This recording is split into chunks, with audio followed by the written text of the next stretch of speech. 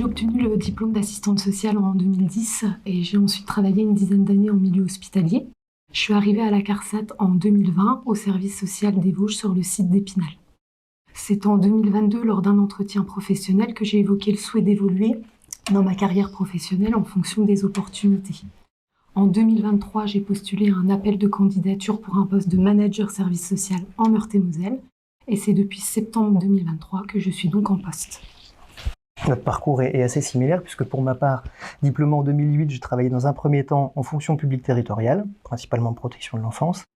Puis je suis arrivé à la CARSAT en 2016 au service social de la Haute-Marne. Moi aussi, j'ai fait part lors d'un entretien professionnel de ce souhait de faire évoluer ma carrière. Et quand l'opportunité s'est présentée, j'ai postulé sur le poste de manager du service social de la Meuse, où j'ai été nommé en novembre 2022.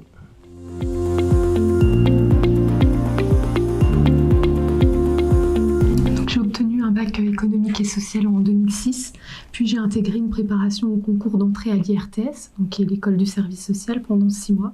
Et donc j'ai intégré l'IRTS en 2007. Et pour ma part, j'ai obtenu un bac littéraire en 97, puis j'ai commencé à travailler en tant que surveillant d'externat durant environ 5 ans, en continuant mes études sur Nancy. J'ai ensuite intégré l'IRTS de Nancy en 2006.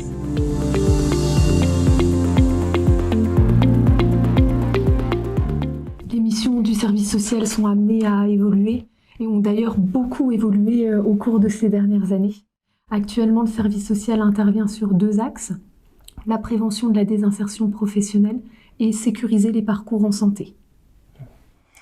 En premier lieu, l'assistant social accompagne les assurés fragilisés qui rencontrent des difficultés sociales du fait de leur maladie, d'un accident ou encore d'un arrêt de travail.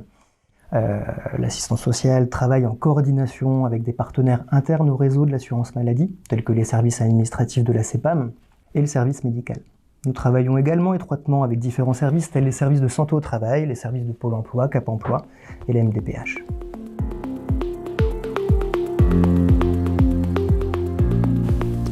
L'écoute active. Les capacités d'analyse. Et de synthèse. L'empathie. La bienveillance. Et puis des capacités rédactionnelles.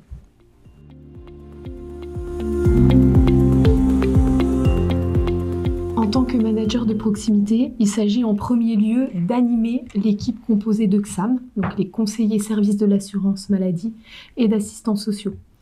Nous avons aussi la charge du pilotage, du suivi de l'activité au niveau départemental et un rôle de représentation du service et de l'institution auprès des partenaires. Et d'ailleurs, à ce titre, il est important d'être force de proposition pour développer des projets à destination des assurés rencontrés, comme par exemple des actions collectives, mais aussi auprès de nos partenaires pour promouvoir nos axes d'intervention et développer la qualité de nos offres de services, comme la mise en place de comités de suivi, des groupes de travail partenariaux par exemple.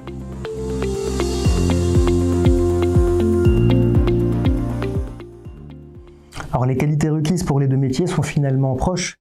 L'accompagnement par une assistante sociale nécessite une évaluation globale de la situation pour en tirer des hypothèses de travail et des axes d'intervention pour proposer un plan d'action ou un plan d'accompagnement.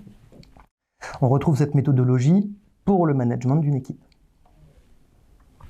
De même, à l'instar d'une assistante sociale, le manager d'un service social doit être suffisamment réactif et rigoureux pour passer d'une activité à une autre très rapidement. Le fait d'avoir été sur un poste d'AS a été facilitateur dans la prise de fonction donc de manager. Voilà. En espérant vous avoir intéressé sur notre métier et notre parcours.